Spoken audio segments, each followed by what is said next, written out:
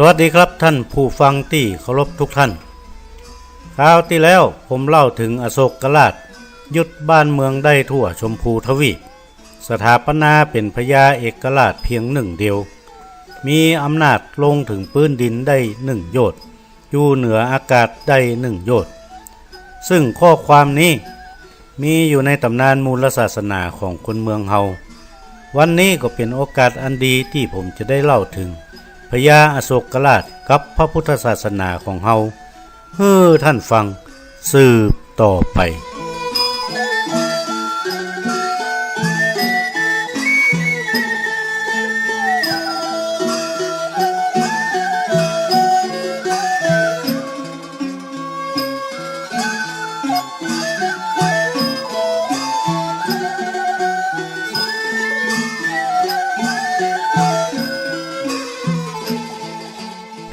ถึงแม้พญาอโศกราชปราบได้ทั่วชมพูทวีป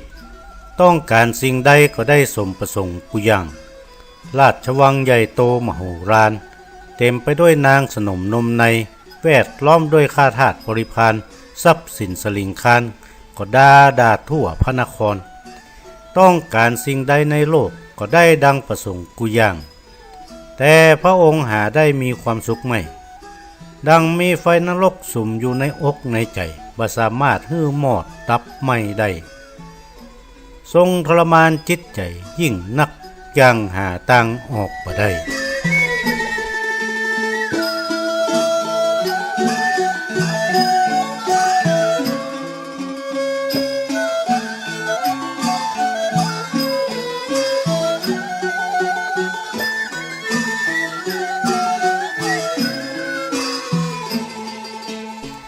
ในประเพณีของราชวงศ์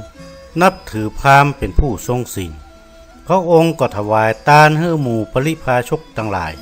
จำนวน60,000 คนกูวันก็มีวันหนึ่งพระองค์ก็ไข้หันลีลามารยาทปริพาชกหมู่นั้นพระองค์ก็ทอดพระเนตรไปตั้งสีหบัญชรหรือหน้าต่างเมื่อเวลาหมู่ปริพาชกกินข้าว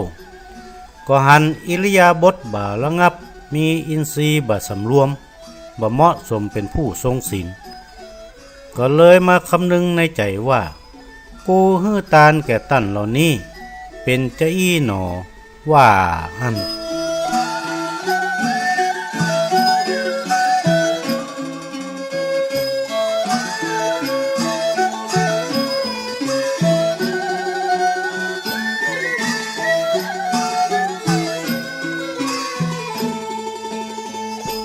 มีวันหนึ่ง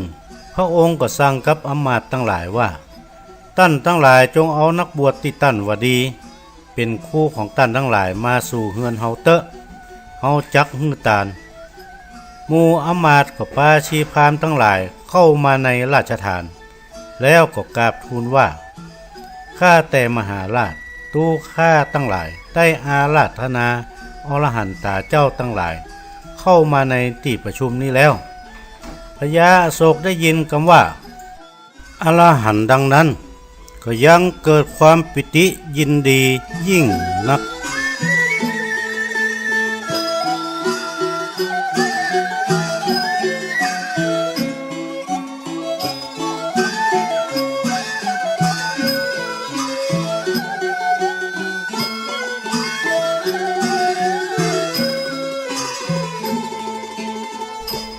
พญาสั่งให้ปู่อาสนะอันใหญ่น้อยเรียบร้อยดีแล้วก็อาราธนาเจ้ากูทั้งหลายให้ขึ้นไปยังหอคำปริพาชกทั้งหลายก็ขึ้นมาโดยลำดับพญาก็ตรัสว่าท่านผู้เป็นเจ้าทั้งหลายจงหู้อาสนะของตนเตอะหมู่ปริพาชกทั้งหลายได้ยินอย่างอั้นล้างพ่องก็นั่งเหนือตั้งหวายล้างพ่องก็นั่งเหนือตั้งแป้นเมื่อพญาหันอย่างอั้นก็หู้ว่าแก่นสารในตัวท่านเหล่านี้บ่มีอะหยังสักอันพระองค์ก็ฮื้ออมาตย์ทั้งหลายจัดของเคี้ยวของหวานของฉันมาฮื้อแก่ปริพาชกเหล่านั้นหลังจาก กินอาหารเรียบร้อยแล้วก็รับสั่งให้ปิกไปอยู่ที่ไผ่ที่มันของไผ่ของมันในวันหั่นแหล่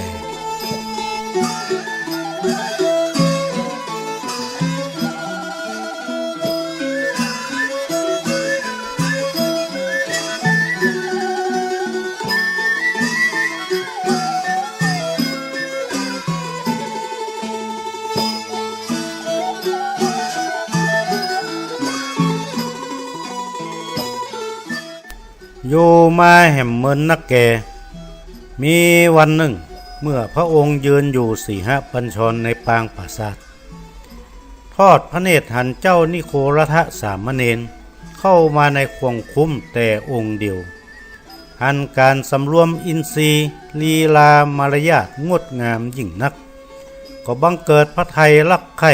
เลื่อมใสคำหนึ่งว่าธรรมดามนุษย์ปุถุชนอันนี้ย่อมมีใจอันตื่นเหมือนฟานสะดุ้งนั่นได้ส่วนเจ้าสามเณรน้อยองค์นี้บ่ใจอย่างอันแม้จะเดินก็ดูงามพอหน้าพอหลังพอบนพอลุ่มก็งามไปทุกส่วนชะลอยว่าจะเป็นโลกุตละธรรมบังเกิดมีในสามเณรน้อยเป็นแน่แท้ว่าอัน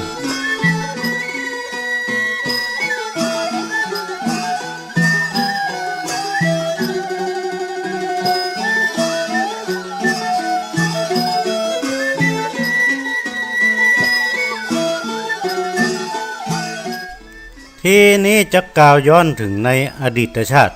ของพญาอโศกกับนิโครัฐสามเณรในอดีตชาติเมินมาแล้วพญาอโศกเป็นพ่อค้าขายน้ำผึ้งอยู่ด้วยกัน3 คนพี่น้องพระองค์เป็นน้องคนล่าคนที่3อยู่เฝ้าบ้านส่วนอ้าย2 คนเป็นคนไปเสาะน้ำผึ้งในป่าก็เอาน้ำผึ้งมาฮื้อน้องคนล่าขายกูวันดำเนินการเลี้ยงชีพอยู่ในเมืองตี้ฮั่น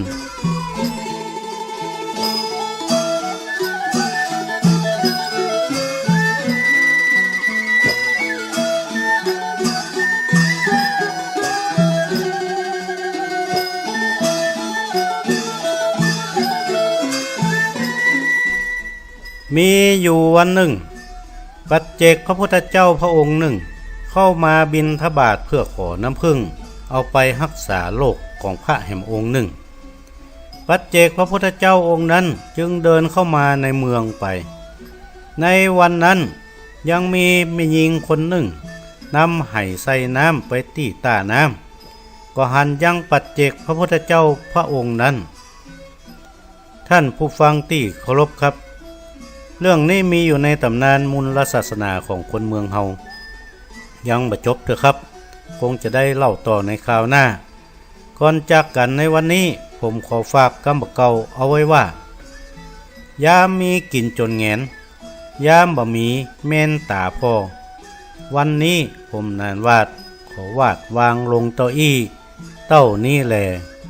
สวัสดีครับ